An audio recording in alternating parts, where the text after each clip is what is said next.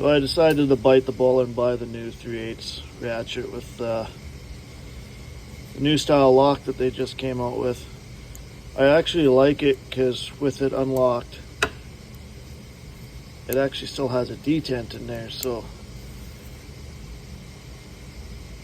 it doesn't really flop around. It's longer, quite a bit longer, 1.5 to 2 inches longer.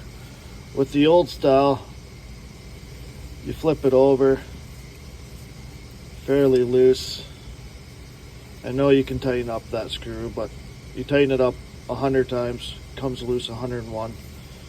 And if you bump that, then it locks into the super inconvenient spot, and then it's just a pain. Try it out, see what happens.